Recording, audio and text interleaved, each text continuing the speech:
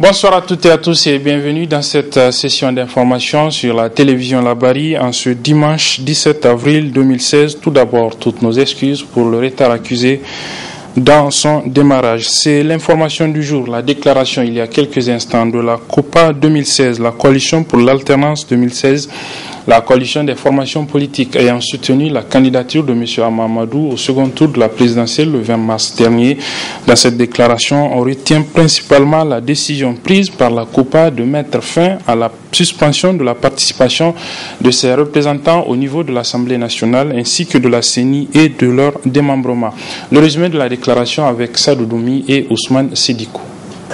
La coalition politique pour l'alternance COPA 2016 par cette sortie médiatique sort de sa réserve. Une déclaration à travers laquelle elle passe au peigne fin la situation sociopolitique du pays. Et pour sauver ce qui peut encore l'être, elle décide de prendre le taureau par les cornes. Dans le souci de limiter les dégâts d'une gouvernance chaotique et malgré le détournement des suffrages des électeurs, la COPA, suffisamment préoccupée par la situation délétère de notre pays, sur les plans politiques, économiques, social et culturel, décide 1. De mettre fin à la suspension de la participation de ses représentants à l'Assemblée nationale, à la CENI et ses démembrements. 2. Affirme sa ferme volonté de participer aux élections locales. 3. Réaffirme sa détermination à poursuivre la résistance citoyenne dans un combat sans merci contre le régime usurpateur de la Renaissance jusqu'à la reconnaissance de la légitimité populaire conforme à la volonté des urnes. 4. Enfin, exige la libération immédiate de tous les camarades détenus politiques. Une situation sociopolitique assez préoccupante aux yeux de la COPA 2016, d'où sa décision de changer de fusil d'épaule. Au regard du nouveau contexte, caractérisé par l'usurpation du pouvoir par Issou Mamadou, les partis membres de la COPA 2016, après s'être honorablement acquittés de leur mission, notamment électorale, ont décidé de recadrer leurs actions en mettant un accent particulier dans la dimension institutionnelle de la lutte au sein des assemblées élues, parlements et conseils locaux. À cet effet, ils ont décidé de la création de nouveaux cadres de lutte. Dans cette optique, l'opposition politique fait appel à toutes les forces qui croient à la démocratie, à l'état de droit et à la République pour conjuguer leurs efforts afin de mettre fin de manière démocratique à ce régime liberticide et illégitime. Occasion également saisie par la coalition pour rappeler ce qu'elle qualifie de mascarade électorale. Mieux un triomphe sans gloire. En voulant se faire plébisciter, il a donné l'occasion au peuple nigérien de le sanctionner proprement. En effet, d'une part, le peuple nigérien lui a refusé son coup KO tant clamé dès le premier tour lors du scrutin du 21 février 2016. Et d'autre part, lui a ôté toute légitimité en boycottant très massivement le scrutin du 20 mars 2016 avec un taux de participation avoisinant les 11%. Ni la présence de délégations étrangères à son cirque d'investiture organisé le 2 avril 2016 au Palais des Sports, ni le discours partisan, accusateur et menaçant de la présidente de la Cour constitutionnelle ne peuvent donner la légitimité à Issou Mamadou. Rappelons à Issou Mamadou que la légitimité appartient au peuple souverain. Plusieurs autres impairs qui, selon la coalition, ont émaillé de bout en bout le processus électoral ont été évoqués. Une déclaration de presse qui intervient moins d'un mois après l'installation de la deuxième législature de la deuxième mandature du président Issoufou Mahamadou. Voilà, vous pourrez suivre à la fin de cette édition l'intégralité de cette déclaration de la COPA 2016. Revenons à présent sur la lettre adressée en début de semaine au président de la République par la section nigérienne de Transparency International, l'association nigérienne de lutte contre la corruption ANLC, sur les irrégularités répétées dans l'organisation, constatées donc dans l'organisation des différents concours d'accès à la fonction publique, dont le dernier en date est celui du ministère organisé pour le compte donc du ministère de la Santé publique qui a finalement été annulé pour beaucoup d'irrégularités. Le résumé de cette lettre avec Michel Deji. Dans les premières lignes de cette lettre, l'association de lutte contre la corruption a tout d'abord félicité et salué l'engagement renouvelé du président de la République à mener une lutte implacable contre la corruption. Un engagement réitéré dans son discours d'investiture le 2 avril dernier, qui doit à présent être traduit en actes concrets, estime cette association. Nous étions partis là-bas des informations véhiculées par un journal de la place qui avait en tout cas donné des informations par rapport à la façon dont les concours sont organisés et les pots de vin qu'on donnait. Donc, il a relaté pour pouvoir passer, pour être admis au concours, il faut donner des parcelles ou donner des sommes allant jusqu'à 1 million de francs. C'est scandaleux. Dans la mesure où, quand même, le service de la santé, et tout comme les autres services sensibles, doivent être animés par des gens méritants. Et si il faut donner quelque chose pour accéder à un concours, nous pensons que nous allons assister à la catastrophe. Et nous pensons qu'il faut agir. Ce n'est pas seulement le concours d'accès aux services de la santé. Vous savez, il y a eu aussi un autre concours qui a été annulé. C'était aussi un concours de recrutement des agents au niveau du ministère de l'Intérieur. Il y avait eu le cadre de recrutement des agents de douane, des agents de finances. Et certainement, même là où il n'y a pas concours, là où c'est un recrutement direct, notamment au niveau des enseignants contractuels, il y a des problèmes. Et nous pensons qu'il faut qu'on arrête ça. Ce pays n'a pas besoin de ça. Il faut qu'on aille au mérite, qu'on aille aux compétences.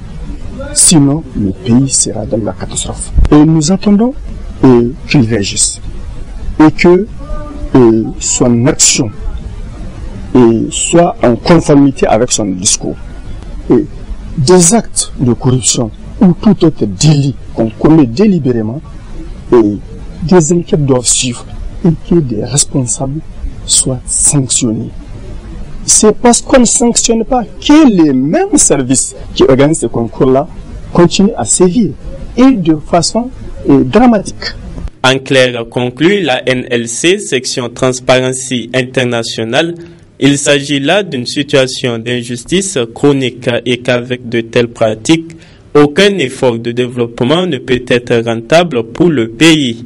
C'est pourquoi l'association exhorte le chef suprême de l'administration, garant de la justice et de l'équité dans l'accès aux services et emplois publics, à prendre toutes les dispositions qui s'imposent pour mettre fin à cette situation.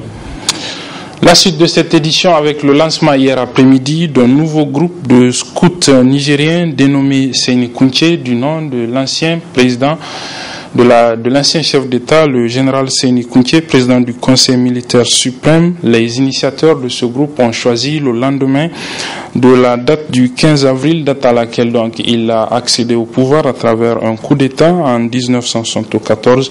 Je propose de suivre le résumé du lancement de ce groupe de scouts Seni Kunche avec nos reporters Aboubakar Souley et Adamou Soumana. Cette cérémonie réunissant les jeunes scouts du groupe Seni Kunche marque le lancement officiel de leurs activités et programmes 2015-2016. Occasion pour les différents responsables du groupe de prendre la parole devant l'assistance qui, pour faire l'historique de ce groupe et les activités qu'il a eu à mener jusque-là, qui pour souligner l'importance du mouvement scout. À marge de ce rendez-vous, l'un des membres du groupe Seni Kunche a bien voulu nous éclairer sur le scoutisme afin de lever toute équivoque. Le scoutisme est un mouvement juvénile qui n'a aucune liaison avec ni un secteur, qui est ouvert à tout le monde, musulmans, chrétiens. Le scoutisme a 3 principes, à savoir le principe spirituel, le devoir envers Dieu, le principe social, le devoir envers autrui, et le principe le principe envers soi-même, qui est le devoir envers soi-même. Donc avec ces 3 principes, donc lorsqu'un enfant vient dans le scoutisme, s'il est musulman, nous on se force à vraiment à le réinsérer dans sa religion, pour fortifier sa foi, pour qu'il soit un musulman exemplaire.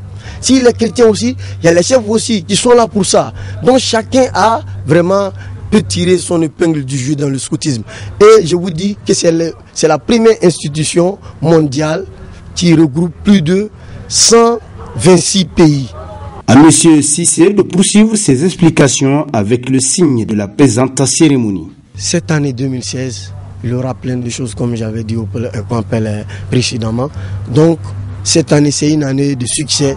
Vraiment, on a préparé plein de choses. Donc le groupe Séni Kountché est prêt, est bel et bien prêt à donner, c'est-à-dire nos savoir-faire, à former les jeunes. Il y a la formation qui est là, la formation spirituelle, la formation civique. Voilà, donc vraiment cette année sera une année dynamique. Et j'ai lancé un appel à tous les parents de venir inscrire les enfants. Et l'inscription n'est pas chère, c'est une cotisation de 300 francs.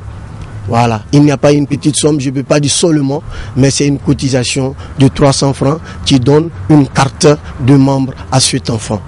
À noter que plusieurs actions sont au programme des activités du groupe Séni Kountché pour l'année en cours. Au rang de ces actions salvatrices se trouve un don à la morgue de l'hôpital national de Niamey. Sport, lutte traditionnelle à présent avec l'équipe nationale du Niger qui se prépare pour la 10e édition du tournoi de lutte africain de la communauté, le TOLAC, qui se déroulera à partir du 3 mai prochain à Dosso. Dans quelles conditions les lutteurs nigériens ont entamé cette première phase de préparation? Élément de réponse avec Ibrahim Abdou Tikiré. Ils sont les meilleurs des arènes du Niger. Ce sont les présélectionnés de l'équipe nationale du Niger qui se préparent pour la 10e édition du tournoi de lutte africaine TOLAC que Dosso va accueillir du 3 au 9 mai prochain. Les entraînements ont commencé dans de très bonnes conditions. Donc il n'y a pas assez de problèmes. Bien que par ailleurs il y a des petits couacs là qui sont en train d'être réglés par la fédération. Donc du coup, l'équipe que vous voyez devant vous là est composée de 10 personnes, 10 combattants, dont 2 par catégorie, 65 kg, 75 kg, 85 kg, moins de 100 et 120 kg. Et comme vous venez de me poser la question, effectivement, les gens veulent savoir c'est qui sont en face d'eux. Il y en a des têtes qui sont déjà champions pendant des années. Il y en a qui sont au niveau de la CEDEAO pendant des années que les Nigériens connaissent. Et effectivement, il y a des entrées de nouveaux qui sont venus particulièrement au niveau des 65 kg. Ceci, la particularité, c'est que au niveau du sabre national de Dosso, et bien avant, on nous a donné comme mission d'effectuer un tour pour voir en profondeur des éléments par catégorie qui peuvent valablement représenter le Niger en équipe nationale. Parce que sur toutes les petites catégories, nous avons des problèmes, très souvent à la CEDEAO. Donc pour y remédier, effectivement, nous avons mené une profonde enquête qui nous a permis de réunir ceux-là que vous voyez, selon chacun dans sa catégorie, sur le plan tactique, technique, ils sont très très bons. Le staff technique de l'équipe nationale du Niger de lutte traditionnelle a élaboré un plan de préparation. Aucun problème majeur n'a été soulevé selon les techniciens. Les 2 premières semaines, nous allons le consacrer à la PPG, donc la partie physique généralisée. Nous allons travailler que la condition physique et les exercices dynamiques au niveau des 2 semaines. Après les 2 semaines évacuées, la semaine qui suit, nous allons uniquement travailler sur la technique et la tactique. Et la dernière semaine, toute la dernière semaine, ce sera des combats de lutte jusqu'à la fin. Voilà en somme comment nous avons concentré un peu le programme de ce mois-là. Bon, nous avons fait le nécessaire que nous avions transmis au niveau de la fédération et que la fédération a transmis au niveau du ministère.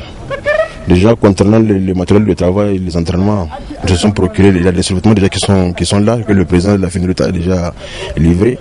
Ce soir, ils auront leurs chaussures d'entraînement et la petite tenue. Donc, concernant les autres accessoires, nous ont promis d'ici la fin de la semaine que tout soit rentré dans l'ordre. Mais sinon, pour le moment, sur le plan maintenant internat, tout va très bien. Tout ce que nous avons réclamé sur le plan alimentaire, heureusement pour nous, ça a été honoré. Nous sommes en train d'être servis par Yabogouma du village chinois. Et là, toutes les conditions sont réunies. Tout ce qu'on a réclamé au niveau de l'alimentation concernant l'équipe nationale est réuni. Après 2 ans d'interruption, le Tolak reprend ses droits dans l'espace CEDEAO et c'est Dosso, la cité de Jarmakoy, qui abritera la 10e édition du tournoi de lutte africaine Tolak à partir du 3 mai prochain. Voilà, c'est la fin de cette édition, mesdames, messieurs. Merci de l'avoir suivi. Je vous rappelle que vous pourrez suivre l'intégralité de la déclaration rendue publique il y a quelques instants par la COPA 2016, la Coalition pour l'Alternance 2016, le regroupement des partis politiques ayant soutenu la candidature de M. Mamadou au second tour de la présidentielle le 20 mars dernier. Dans cette déclaration, l'information principale à retenir, c'est que la décision prise par la COPA de mettre fin à la suspension de la participation de ses représentants au niveau de l'Assemblée nationale de la CENI et de ses démembrements. Merci et très bonne suite des programmes sur la télévision Labari. Réunis ce dimanche 17 avril 2016, à l'effet d'examiner la situation sociopolitique du pays, rendre publique la déclaration dont la teneur suit. Militantes, militants. Les élections générales de 2016 se sont déroulées dans un environnement caractérisé par des irrégularités et des fraudes massives jamais connues dans notre pays. La CENI et la Cour constitutionnelle se sont complis dans un rôle d'assujettissement pour faire plaisir à Issoufou Mahamadou. La CENI, particulièrement, s'est érigée en un organe législatif en prenant des actes contraires à la Constitution, au protocole additionnel de la CEDEAO relatif à la démocratie et à la bonne gouvernance, ainsi qu'aux lois électorales en vigueur. Aussi, s'était-elle permis de légaliser unilatéralement le vote par témoignage.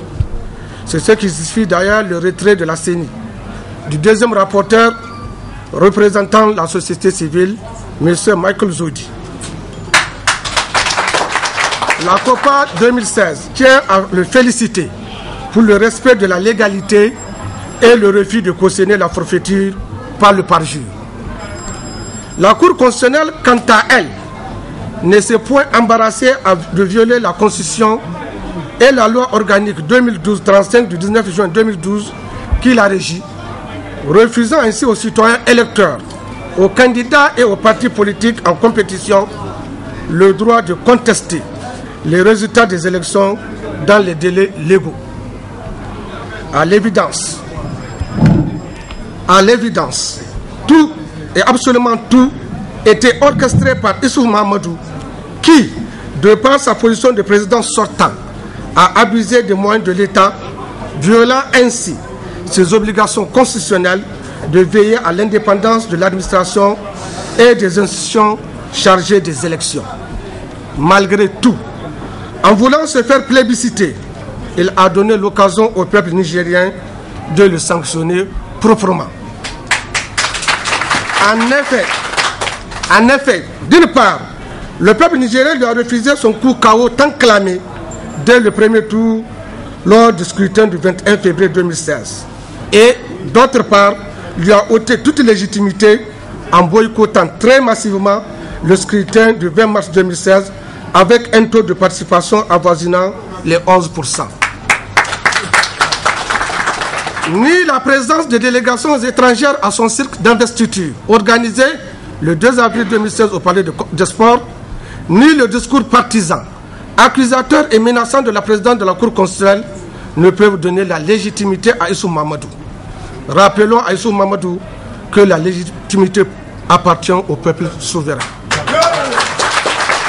La COPA 2016 se félicite de l'attitude du peuple nigérien et lui rend un vibrant hommage pour son sens élevé de responsabilité citoyenne, son esprit de sacrifice, son patriotisme et son profond attachement aux valeurs fondamentales de l'état de droit et de la démocratie. Militantes et militants, après la proclamation illégale des résultats du second tour, qui a conduit au simulacre d'investiture très onéreux, Issoufou Mahamadou a battu le record de l'insouciance en formant un gouvernement pléthorique, élastique à volonté. La formation de ce gouvernement est la preuve évidente que Mohamed Issoufou ne se soucie guère des préoccupations légitimes du peuple nigérien. Sinon, comment comprendre qu'au moment où le peuple nigérien traverse une crise sécuritaire et alimentaire très aiguë, au moment où les enseignants contractuels accuse de mois d'arrêt de salaire, au moment où nos centres de santé manquent de tout, Issou Mahamadou se donne le luxe de former un gouvernement de plus de 40 membres pour un pays classé dernier en indice de développement humain au cours de ces 2 dernières années de fin de son premier mandat. Un gouvernement qui, de par sa composition, viole la Constitution et les lois de la République. En fait, la Renaissance acte 2, enfant illégitime de l'acte 1, n'est qu'un système mafieux basé sur la récompense des parents, amis et alliés sur fond de marchandage électoraliste et d'impunité. Militantes et militants, comme vous le savez, la COPA 2016 a été créée seulement 3 jours avant le début des élections dans un contexte de harcèlement induit de l'opposition politique. Malgré tout, conformément à ses engagements, ses principes directeurs et ses objectifs, elle a rempli son agenda dans la solidarité et l'union de tous ses membres, et ce, en soutenant le candidat Hamamadou arrivé au second tour. Les conditions d'organisation du second tour, caractérisées par le maintien en prison du candidat de la COPA, ont conduit cette dernière à prendre la décision historique et patriotique de ne pas participer à la mascarade électorale organisée par Issou Mahamadou en complicité avec sa CENI et sa Cour constitutionnelle. Cette décision, tout en mettant à nu les connexions déjà dénoncées par l'opposition entre Issou Mahamadou et ces 2 institutions en charge des élections, a eu le mérite de faire de Issou Mahamadou un usurpateur, car ne jouissant d'aucune légitimité populaire. Au regard du nouveau contexte, caractérisé par l'usurpation du pouvoir par Issou Mahamadou, les partis membres de la COPA 2016, après s'être honorablement acquittés de leur mission, notamment électorale, ont décidé de recadrer leurs actions en mettant un accent particulier dans la dimension institutionnelle de la lutte au sein des assemblées élues, parlements et conseils locaux. À cet effet, ils ont décidé de la création de nouveaux cadres de lutte. Dans cette optique, l'opposition politique fait appel à toutes les forces qui croient à la démocratie, à l'état de droit et à la République pour conjuguer leurs efforts afin de mettre fin de manière démocratique à ce régime liberticide et illégitime. C'est pourquoi, considérant les périls graves qui pèsent sur la cohésion sociale et l'unité nationale, considérant les menaces pouvant découler du fonctionnement d'institutions illégitimes, considérant le rôle constitutionnel du parlementaire dans l'expression politique, considérant l'impératif de freiner l'institution de la pensée unique et d'inverser la tendance négative du Parlement à demeurer une simple caisse de résonance chargée de valider les mesures incohérentes d'une gouvernance illégitime, incompétente et dangereuse, nonobstant sa décision pertinente de ne pas reconnaître la légitimité des institutions issues des élections présidentielles et législatives, dont le déficit de représentativité, de crédibilité et de sensibilité ne souffre d'aucune ambiguïté.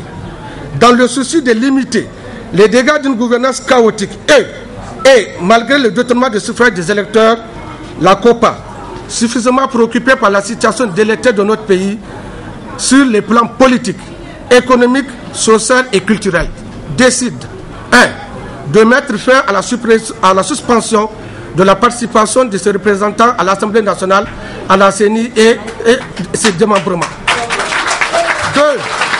Affirme sa ferme volonté de participer aux élections locales. 3. Réaffirme sa détermination à poursuivre la résistance citoyenne dans un combat sans merci contre le régime usurpateur de la Renaissance jusqu'à la reconnaissance de la légitimité populaire conforme à la volonté des urnes. 4. Enfin, exige la libération immédiate de tous les camarades détenus politiques.